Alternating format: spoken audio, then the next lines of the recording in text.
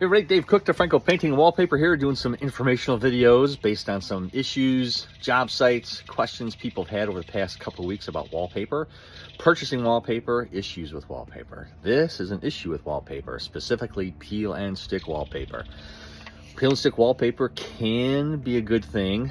We, however, have found that peel and stick wallpaper actually has more problems than it has benefits. No, I'm not gonna say it. So we recommend one of the best companies that we like working with or have customers work with is Spoonflower. Spoonflower has amazing designs and some really cool stuff. And the best part about it is whatever you find, if it's peel and stick, they can make it in traditional wallpaper. So for that reason, we really love working with that company. Murals Your Way is another one that do the same thing. But they're kind of limited on what they do. Spoonflower is really unique. They have some really, really cool stuff. So we really like that company. So peel and stick in general, most of that stuff you're buying online. We've done a couple test walls and some test stuff with Nick May in Colorado doing some training, and he just went online. He bought like 4 or 5 different peel and sticks. All of them were from Amazon. They were complete junk. Some of them, they stretched, so when you pulled it apart, it was like saran wrap. They stretched, so you couldn't quite put it to the wall. The patterns didn't line up. A couple of them didn't stick really, really well. And some of them just, you tried to peel the backing off, and they creased, they stuck themselves. It was a nightmare. So I wouldn't recommend buying it on Amazon. So where you're getting it from, reputable company. Find a reputable company to get that you're getting wallpaper from. Peel and stick has a couple different names. The one, if you want to call it peel and stick, we're 3M, what's it called? 3M material certified. So they have some like for window graphics, wall graphics, stuff for cars, businesses. 3M itself, they have some really great products, and that stuff is 100% repositionable. It goes on really nice. I don't know, you need to go to a sign company or someone specialized to use that stuff, but it's really good stuff to work with. So for a peel and stick, quote unquote, that's the only thing I would recommend, 3M or something comparable to 3M.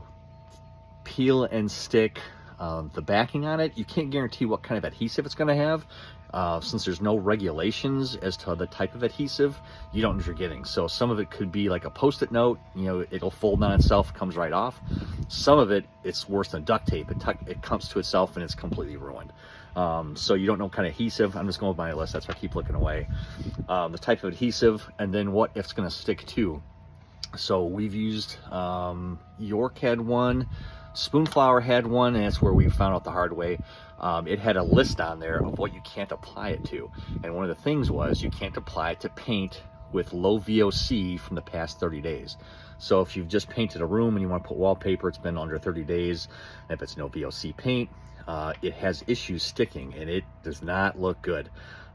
Chad did some work. I can't remember the name. I can't remember the name of the company of the paper, but when he put it on there, no matter what he did, it just didn't stick. It kept getting air bubbles in it. It was kind of a nightmare, and they paid a lot of money for it, so it was kind of sad. But that's why another reason we don't like peel and stick.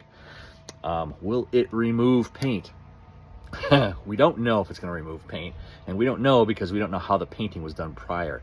So for us, if we're doing wallpaper repair, or if we're doing wall repairs before we do any repair work, we're cutting out all the old stuff, we're sanding down stuff, we're putting drywall mud or what have you, sanding it, but we're also putting primer up. So if someone did a wall repair and they didn't prime those walls, they put primer and they just put paint over it, you put peel and stick on there, that paint's coming off the wall.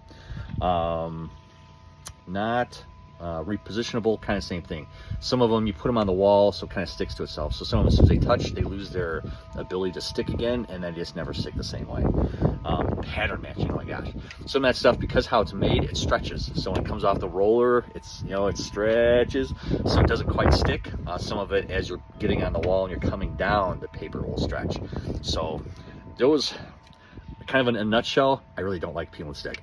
Stick with traditional paper. If you're in the Chicagoland area, J.C. Licht, Sherwin-Williams, Spoonflower, as long as it's someone, that speaks English, that is based in the United States, I think you're better off. But going to companies where you're buying online and you don't know where it's coming from, you're just really you're taking a big risk. A lot of people have bought stuff from Etsy, which it's kind of the same thing. There's no regulation to it, and since there's no regulation to it, you don't know what you're getting. What kind of printer they use, what kind of ink they use, what kind of paper they use, and what kind of adhesive, I don't know. So you're really kind of gambling. So I would stay away from peel and sticks if I were you. I'd get traditional. You can do it yourself. It's actually easier than peel and stick in a lot of ways. Or hire us. We'll come out there, hang some paper. That's our thing on peel and stick wallpaper. If you got any questions, give us a call. We're out.